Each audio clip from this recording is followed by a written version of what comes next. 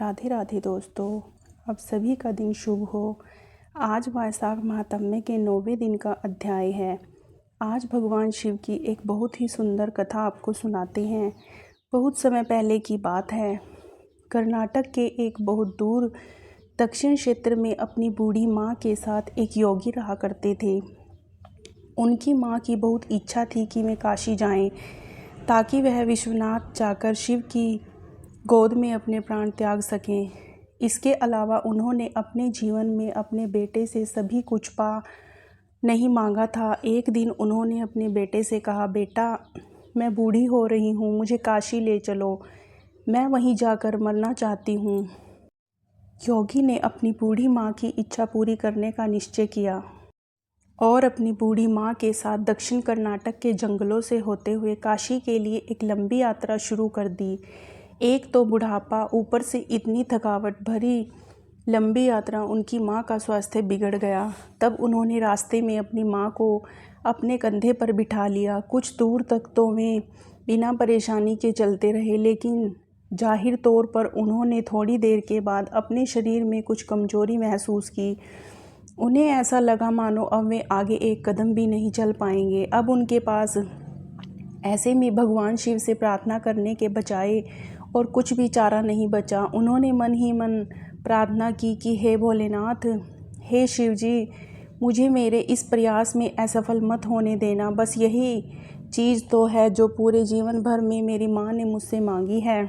कृपया मुझे मेरी माँ की इच्छा पूरी करने दीजिए। मैं अपनी माँ को काशी ले जाना चाहता हूँ। हम वहाँ सिर्फ आप ही के दर्शन करने के लिए आ रहे हैं। प्रभु, कृपया मुझे हिम्मत दीजिए। ऐसा मन में विचार कर प्रार्थना करके तब उन्होंने आगे चलना शुरू किया। जब जैसे ही आगे चले तो पीछे से एक घंटे की आवाज़ उन्हें सुनाई दी।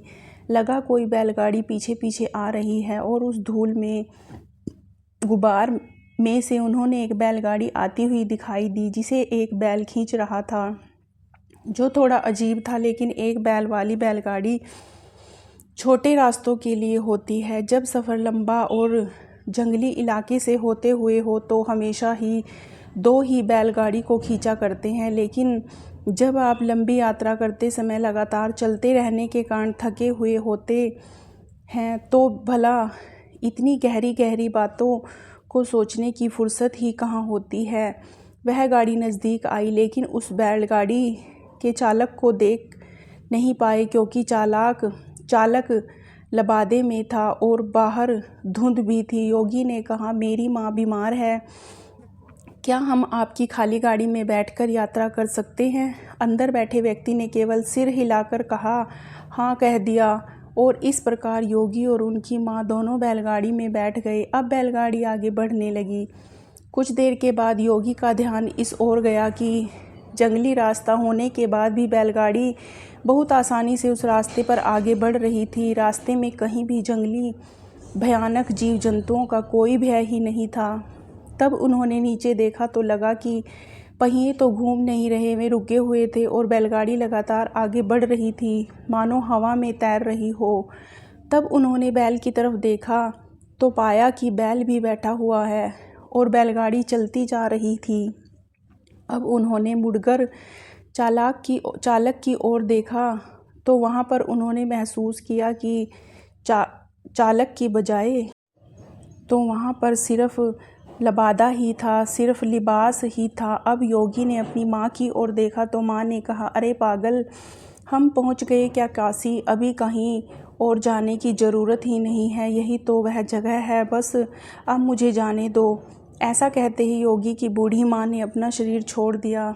देखते ही देखते वह बैलगाड़ी और चालक सब कुछ अदृश्य हो गए। योगी अपने गांव लौट आया। लोगों ने सोचा, यह इतनी जल्दी लौट कर आ गया है, अवश्य ही अपनी माँ को बीच रास्ते में ही कहीं छोड़कर आया होगा और उसे काशी लेकर ही नहीं गया होगा। उन्होंने योगी से पूछा, कहो, अपनी माँ को कहाँ छोड़कर आ गए हो? योगी ने बताया कि हमें वहाँ जाना ही नहीं पड़ा, भगवान शिव जी खुद आए थे हमारे लिए। योगी की बात सुनकर लोगों ने उनका मजाक उड़ाया, कहने लगे, क्या बकवास है? योगी ने उत्तर दिया, मुझे नहीं फ़र्क पड़ता कि आप लोग क्या सोचते हैं, वो हमारे लिए आए थे और यही सच है।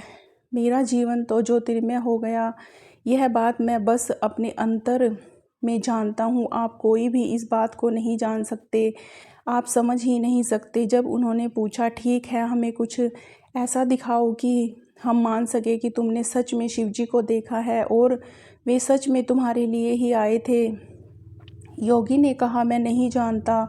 मैंने उन्हें नहीं देखा। मैंने सिर्फ एक लिबास देखा था, लबादा देखा था, और वहाँ पर कोई चेहरा ही नहीं था। वहाँ कुछ भी नहीं था। वह बिल्कुल खाली था। वहाँ पर कितने लोग बात कर रहे थे जिन्होंने भी योगी के से प्रश्न किए थे। उन्होंने अचानक देखा कि खुद योगी वहाँ पर नहीं थे, बल्कि उनके सिर्फ कपड़े ही, उनका लिबास ही वहाँ पर दिखाई पड़ रहा था। और वे दक्षिण भारत के महान संत बने। जहाँ भी वह जाते लोग उन्हें बिना चेहरे वाले योगी के रूप में जाना करते थे। अब सुनिए एक और कहानी।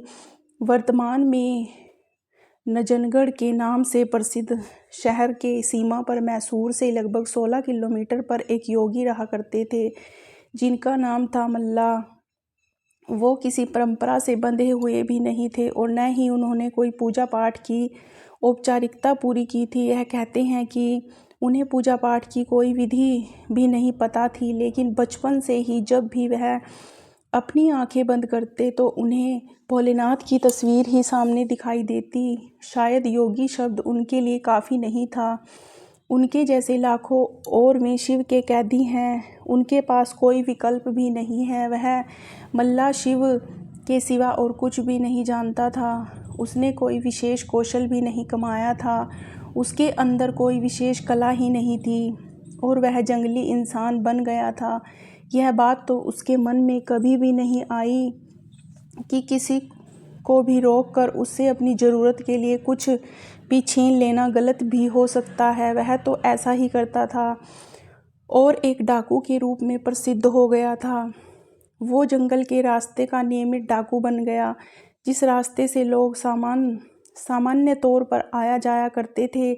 वह रास्ता जहाँ वह उनसे रंगदारी वसूलता था, उस जगह का नाम पड़ गया कल्याण मुलाई, जिसका अर्थ है चोर का कोना।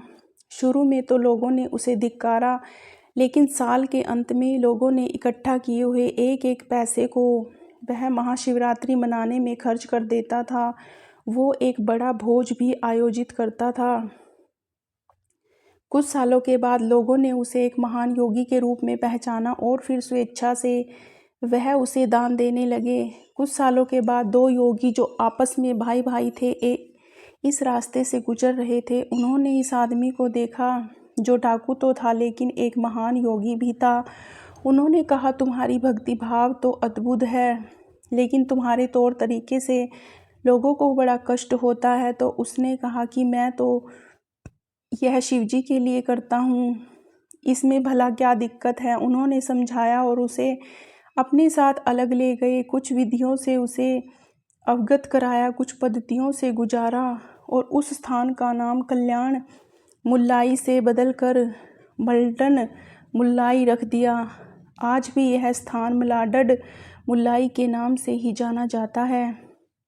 लूटपाट डकैती छोड़कर इन योगियों के साथ बैठने के करीब 1.5 साल बाद भी उन्होंने महासमाधि प्राप्त कर ली।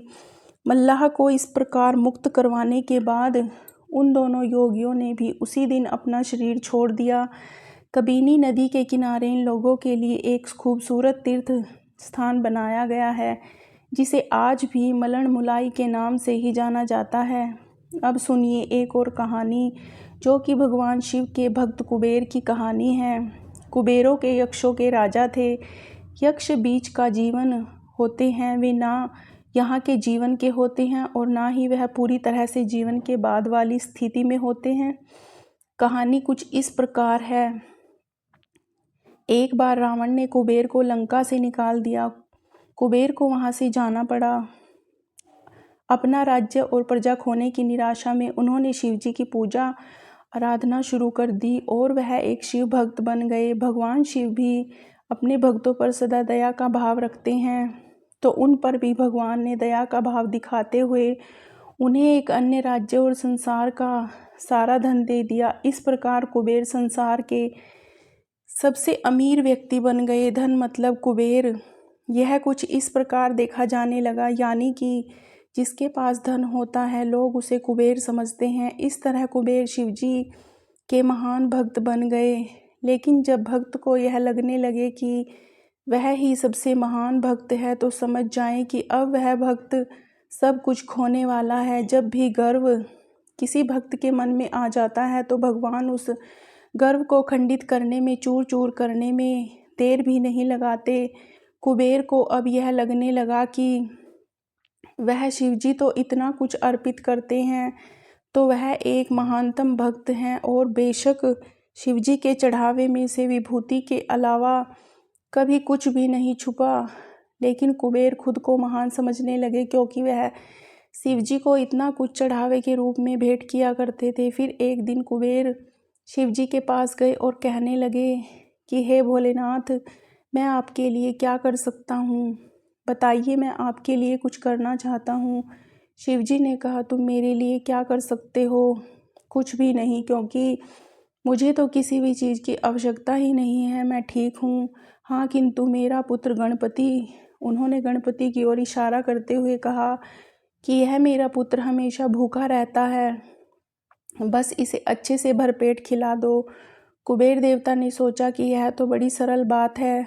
ऐसा कहते कुबेर गणपति को अपने भोजन कराने के लिए ले गए। उन्होंने गणपति को भोजन कराना शुरू किया। गणपति खाते गए, खाते ही चले गए। कुबेर ने सैकड़ों रसोइयों की व्यवस्था कर दी। भोजन था कि बार बार कम पड़ जाता। बहुत अधिक मात्रा में भोजन बनाना शुरू किया और यह सारा का सारा गणपति के आगे परोस गया। वे खाते रहे। यह सब देखकर कुबेर देवता अब चिंतित हो गए। उन्होंने कहा, रुक जाओ, अगर तुम इतना खाओगे तो तुम्हारा पेट फट जाएगा। गणपति ने कहा, कुबेर जी, आप चिंता मत कीजिए। देखिए, मैंने एक सांप की एक कमर पेटी के रूप में बांध रखी है, तो आप मेरे पेट की चिंता मत करें।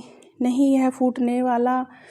मुझे तो ज़ोर से भूख लगी है, बस आप मुझे खाना खिलाइए।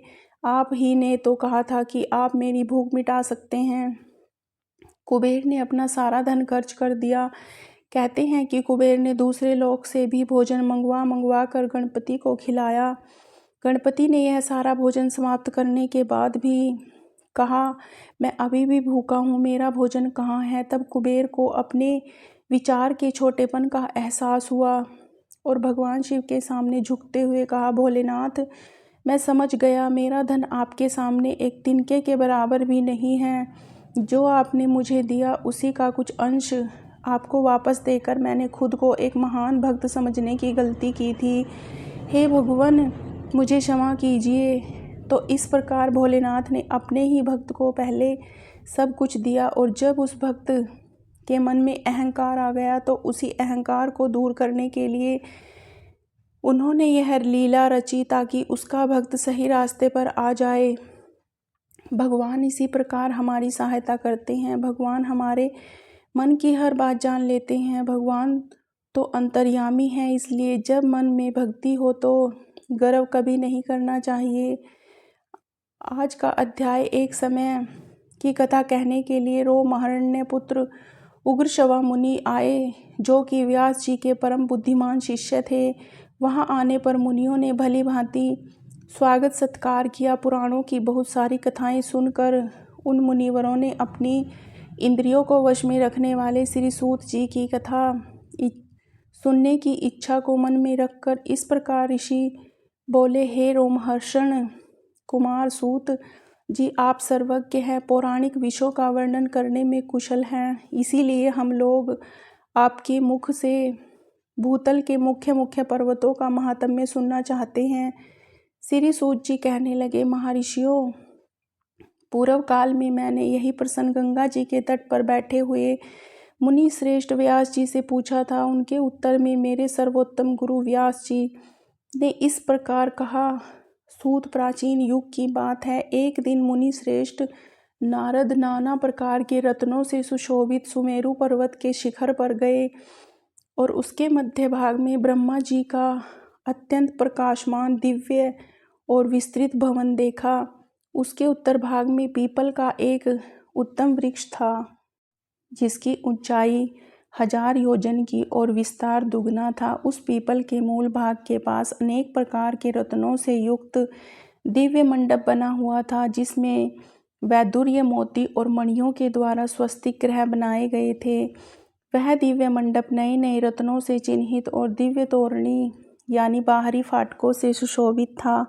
उसका मुख्य द्वार पुष्पराग मणि का बना हुआ था, जिसका गोपुर 7 मंजिल का था। चमकते हुए हीरों से बनाए गए 2 किवाड़ उस द्वार की शोभा बढ़ा रहे थे।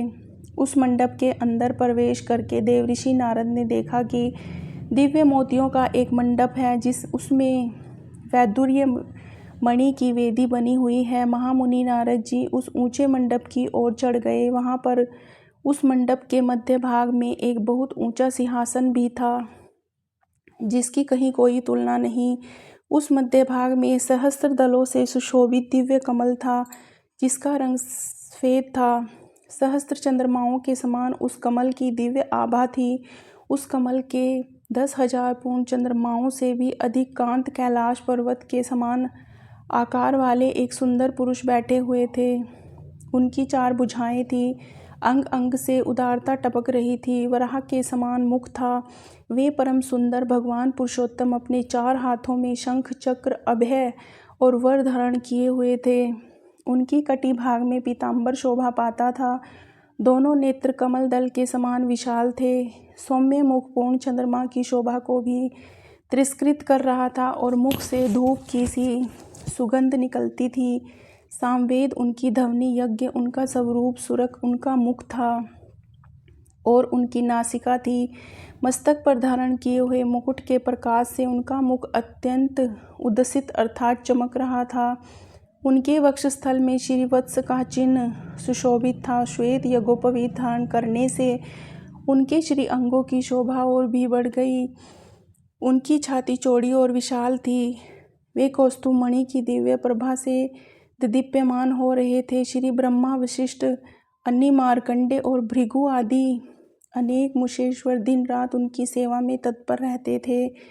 इंद्र आदि लोकपालों और गंधर्वों से सेवित देव देवेश्वर भगवान के पास जाकर नारद जी से प्रणाम किया और पृथ्वी को धारण करने वाले उन वराह भगवान का दिव्य उपनिषद मंत्रों से स्तवन करके अत्यंत प्रसन्न होकर वे उनके पास ही खड़े हो गए। इतने में ही दिव्य धुंधु भी बज उठी। इसके बाद वहां पृथ्वी देवी का शुभागमन हुआ। रत्नों सहित समुद्र के समान दिव्य वस्त्र धारण करके वे बड़ी शोभा पा रही थी। इला और पिंगला नाम की 2 सखियां थीं, उनके साथ थी। इन दोनों के लाए हुए फूलों को पृथ्वी देवी ने भगवान वराह के चरणों में बिखेर दिया और उन देव देवेश्वर को प्रणाम करके वे दोनों हाथ जोड़कर उनके आगे खड़ी हो गई। तब भगवान वराह ने कहा, हे पृथ्वी देवी, मैं तुम्हें शेषनाग के सुखदायक मस्तक पर बिठाकर और संपूर्ण विश्व को तुम्हारे ऊपर स्थापित करके पर्वतों का तुम्हारा सहायक बनाकर आया हूँ।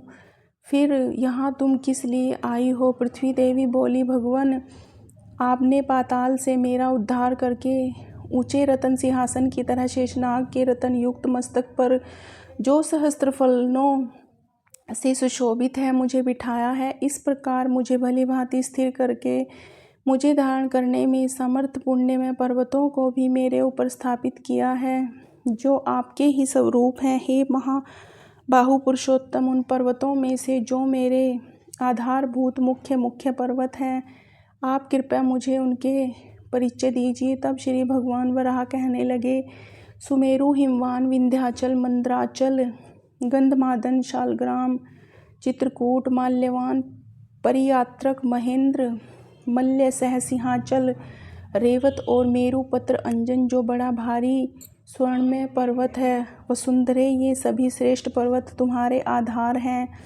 मैंने देव समूह और ऋषि समूह के साथ इन पर्वतों का सेवन किया है। माधवी इनमें जो भी श्रेष्ठ पर्वत है उनका यथार्थ वर्णन करता है। सुनो देवी, शालिग्राम, सिंहाचल तथा गिरिराज, गंधमादन, यह उत्तम शैल हिमालय की और उत्तर दिशा में स्थित है। वसुधे, अब मैं दक्षिण दिशा के प्रधान पर्वतों का नाम बताता हूँ। अरुणाचल, हस्ती पर्वत, गंधाचल और घटिकाचल, यह सभी श्रेष्ठ पर्वत शीर नदी के समीपवर्ती हैं। हस्ती पर्वत से 5 योजन उत्तर स्वर्णमुखरी नामक उत्तम नदी बहती है। उसी के उत्तर तट पर कमला सरोवर है, जिसके किनारे सुखदेव जी को वर देने वाले तथा भक्तों की पीड़ाओं का नाश करने वाले भगवान श्री कृष्ण बलभद्र जी के साथ रहा करते हैं। शुद्ध चित्त वाले वानप्रस्थ मुनि सदा उसकी आराधना करते हैं। कमला सरोवर से उत्तर 2 कोस की दूरी पर कल्प वृक्षों से सुशोभित श्रेष्ठ वन में श्री वेंकटाचल नामक पर्वत है, जो भगवान विष्णु का महान आश्रय है। वह शलराज की 1 योजन ऊंचा और 7 योजन चौड़ा है। इंद्र आदि देवता, वशिष्ठ आदि मुनीश्वर, सिद्ध साध्य मरुदगण, दानव दैत्य राक्षस और रंभा आदि अप्सराएं वहाँ नियम पूर्वक निवास करती हैं। इन सब से सेवित अनेक नदियाँ हैं, जिनका दर्शन भी पुण्यदायी है। हे पृथ्वी देवी, उस पर्वत पर अनेक प्रकार के दिव्य सरोवर शोभा पा रहे हैं। ध्यान देकर सुनो देवता, ऋषि और सनकादिक योगी। सतयुग में अंजन गिरी को त्रेता में नारायण गिरी को, द्वापर में सिंहाचल को और कलयुग में श्री वेंकटाचल को परमात्मा भगवान विष्णु का निवास स्थान कहते हैं। अन्य विद्वानों का भी यही मानना है। जो सहस्त्र योजन दूर से या फिर द्वीपांतर में पहुंचकर भी गिरिराज वेंकटाचल को प्रणाम करते हैं, उसे प्रणाम करने के उद्देश्य से उनकी दिशा की ओर भक्ति भाव से मस्तक झुकाते हैं, वह सभी पापों से मुक्त होकर अंत में विष्णु लोक को जाता है। उस पर्वत पर जो 6 प्रधान तीर्थ हैं, उनका समय अनुसार महात्म्य बताऊंगा।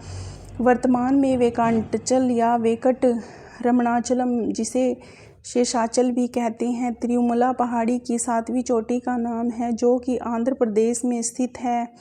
वराह भगवान कहते हैं, भगवान माघ मास में जब भगवान सूर्य कुंभ राशि पर स्थित हों, तब मघा नक्षत्र युक्त महात तिथि पूर्णिमा को गिरिराज वेंकटाचल पर जो कुमारिका नाम वाली पुष्करणिका है, वह समस्त लोगों को पवित्र करने वाली हो जाती है, जिसके तट पर कृतिका और अग्नि से उत्पन्न पार्वती नंदन स्कंद देवसेना के साथ भगवान विष्णु का पूजन करते हुए निवास करते हैं। उस तीर्थ में जो भी मध्याह्न काल में स्नान करता है, उसके पुण्य फल को भी सुनो। हे वसुधे गंगा, आप सभी तीर्थों को जो 12 वर्षों तक नियम पूर्वक स्नान करता है, उसे फल प्राप्ति होती है। जो इस तीर्थ में यथाशक्ति दक्षिणा के साथ अन्नदान करता है, उसे भी उतना ही फल मिलता है जितना स्नान के लिए बताया गया है। वसुंधरे, जब मीन राशि के सूर्य हो, तब उत्तरा फाल्गुनी नक्षत्र से युक्त पूर्णिमा तिथि को चौथे पहर में पर्वत की गुफा के अंदर तुम्ब तीर्थ में जो मनुष्य स्नान करता है, वह पुनः गर्भ में नहीं आता। जब सूर्य देव मेष राशि पर स्थित हो, तब उत्तरा नक्षत्र से युक्त पूर्णिमा तिथि को पूर्णिमाए प्रभात के समय आकाश गंगा के जल में स्नान करने वाला पुरुष मोक्ष प्राप्त कर लेता है। सूर्य देव जब वृष राशि में विराजमान हो, तब वैशाख मास में शुक्ल या कृष्ण पक्ष की द्वादशी तिथि को रविवार या मंगलवार का योग होने पर, अथवा शुक्ल या कृष्ण पक्ष में रविवार के दिन पुष्प या हस्त नक्षत्र के योग होने पर जो मनुष्य संगम काल में पांडव तीर्थ के अंदर स्नान करता है, वह इस लोक में कभी भी दुख नहीं पाता। और कृष्ण पक्ष में रविवार के साथ जो सप्तमी तिथि आए, उसमें यदि पुष्य नक्षत्र और हस्त नक्षत्र का योग हो, तब गिरिराज वेंकटाचल के शिखर पर विद्यमान पाप नाशक तीर्थ में जो स्नान करता है, वह श्रेष्ठ मनुष्य कोटि जन्मों पराजित पापों से मुक्ति पा लेता है। एक रहस्य की बात भी सुनो। अनंत नामक महापर्वत पर मेरे दिव्य मंदिर के वायव्य कोण में शिखर पर स्थित गुफा में देव तीर्थ नाम से प्रसिद्ध एक परम सुंदर सरोवर है। उसमें पुष्य नक्षत्र युक्त बृहस्पतिवार को या फिर व्यतिपात योग में अथवा श्रवण नक्षत्र के सोमवार को जो स्नान करता है, उसके पुण्यफल का वर्णन भी सुनो। वे सब अत्यंत पावन देव तीर्थ में गोता लगाते ही नष्ट हो जाते हैं, पुण्य की वृद्धि होती है और अंत में वह चंद्रलोक में सम्मानित होता है। यह सब सुनकर देवी जी ने भगवान वराह की इस प्रकार स्तुति की कि हे देव देवेश्वर, मुख अच्युत आपको नमस्कार है। वज्र संग आपको नमस्कार है। देव आपकी सहस्त्र भुजाएं हैं। आपने कल्प के आदि मैं संपूर्ण जगत को धारण करती हूँ। प्रभु आप अनेक दिव्य आभूषणों से विभूषित और यज्ञ सूत्र से सुशोभित हो दिव्य रत्नों से अलंकृत होते हैं। आपके चरणावृंद प्रातः काल उदय होने पर सूर्य नारायण के समान अरुण कांत वाले आपको बारंबार नमस्कार है। आपका बल और पराक्रम महान है। आपके श्री अंगों में दिव्य चंदन का आलेप लगा हुआ है और कानों में तपाए हुए सोने के कुंडल झिलमिला रहे हैं। आप इंद्र नीलमणि से प्रकाशमान स्वर्ण में अंगद अर्थात बाजूबंद से विभूषित हो। हे महाबल, आपने अपनी दाढ़ों के अग्रभाग में हिरण्याक्ष नामक दैत्य का वक्षस्थल चीर डाला। आपके नेत्र खिले हुए पुष्प कमल के समान परम सुंदर हैं। आप अपने दिव्य मुख से सामवेद के मंत्रों का गान करते समय मेरे मन को मोह लेते हैं। हे विशाल लोचन ब्रह्मा जी और भगवान शिव आपके चरणों की वंदना करते हैं। आपका श्री विग्रह सर्व विद्याएं है। आप शब्दों की पहुँच से परे हैं। आपको बारंबार नमस्कार है। हे आनंद विग्रह, हे अनंत काल, आपको नमस्कार है। इस प्रकार स्तुति करके पृथ्वी देवी ने भगवान के चरणों में प्रणाम किया। यह देखकर भगवान वाराह देव के नेत्र हर्ष से खिल उठे। उन्होंने पृथ्वी देवी को साथ लेकर गरुड़ पर आरूढ़ होकर वहाँ से वृषभाचल अर्थात वेंकटगिरी को प्रस्थान किया। नारद और मुनीश्वरों से प्रशंसित और सेवित पृथ्वीपति भगवान वराह स्वामी पुष्करणी के लोक पूजित पश्चिम तट पर निवास करते हैं। वहाँ अनेकानेक मुनीश्वर महाभाग व्याख्यानस और ब्रह्मा जी के तुल्य महात्मा पुरुष वराह मुख भगवान विष्णु की आराधना में संलग्न रहते हैं। हे सूत, जो मनुष्य हम दोनों के इस धर्म में पावन संवाद को सुनता और देवता और ब्राह्मणों के आगे पढ़ता है वह प्रतिष्ठा को प्राप्त होता है। वह जितने लोग सुनते हैं उन सभी को मनवांछित वस्तु की प्राप्ति होती है। श्री सूत जी कहते हैं, मुनीश्वरों, भगवान व्यास जी ने यह महात्म्य मुझसे कहा है और मैंने जैसा सुना वैसा ही आप लोगों के सामने वर्णन कर दिया है। हरे कृष्णा। आज के अध्याय में बस इतना ही। राधे राधे।